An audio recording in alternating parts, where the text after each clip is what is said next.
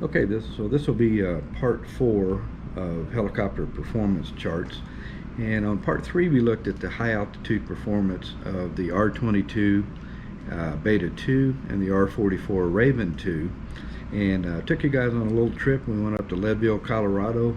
The field elevation there is 9,932 feet. Might as well just round that up to 10,000, make the math and the discussion easy. And we found out that the Raven 2 and the R-22 Beta 2, neither one would actually, on a standard day, would hover in ground effect on a standard day at max gross weight at Leadville, Colorado. They would do it a little bit lighter. In the case of the Beta 2, you had to shave down about 50 or 60 pounds, and in the case of the Raven 2, it would do it about 80 pounds less than max gross weight on a standard day at Leadville. Okay, so what's a standard day? A standard day, if you remember, at sea level, standard day is 15 degrees Celsius. For every 1,000 feet that we go up in elevation, our temperature goes down by 2 degrees Celsius.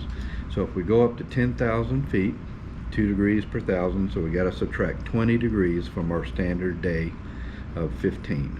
All right, so 15 minus 20 gives you a minus 5, and that would be the temperature on a standard day at 10,000 feet. The temperature would be 5 degrees below Celsius, and that gives you a Fahrenheit temperature of about 22 degrees, give or take a degree, about 22 degrees Fahrenheit. Pretty darn cold. Even at those cold temperatures, however, the R-22 and the R-44 would not quite do an in-ground effect hover on a standard day. All right. So how about the R-66? The R-66 is a turbine helicopter, and we're going to talk a lot more about piston versus turbine helicopter performance here in subsequent lectures. But let's look at the R-66 performance chart. Well, here's the R-66 performance chart. And I told you at 10,000 feet, a standard day, we would be 5 degrees below on Celsius. Well, if we were to, and so one of the first things you'll notice is on the R-66, there is no standard day segmented line drawn on the chart.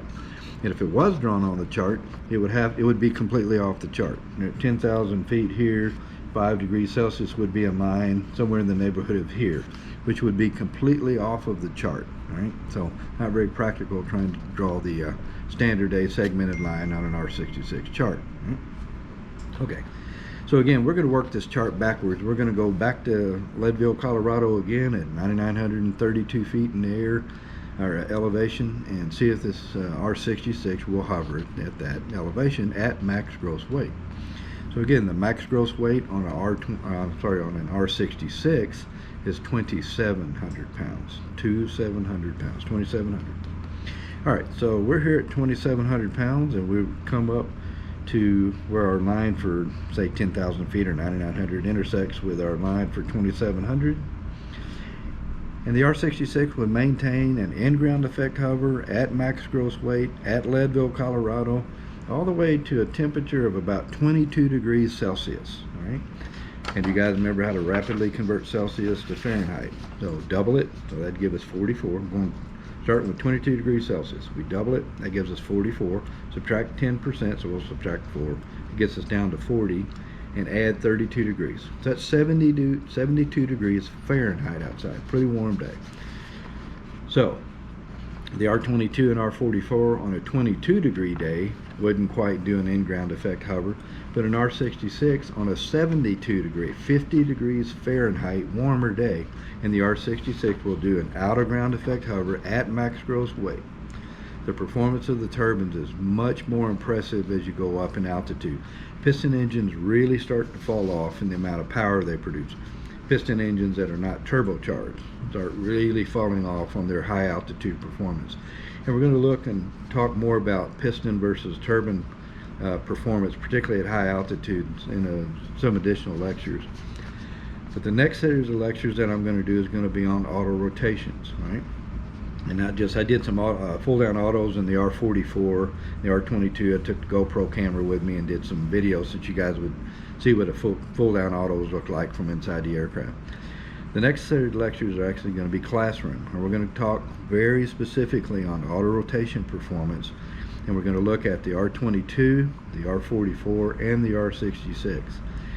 And what I hope that you guys get out of the auto rotation lectures is the fact that once you get up above about 7,000 or 8,000 feet in altitude, you really need to start considering taking a turbine helicopter and not a piston helicopter. Not only do you have a heck of a lot better high altitude performance as far as when you're under power and flying through the air under power and hovering and that sort of thing, but the auto rotation performance is fairly significantly different too, and we'll look specifically at that on the next series here.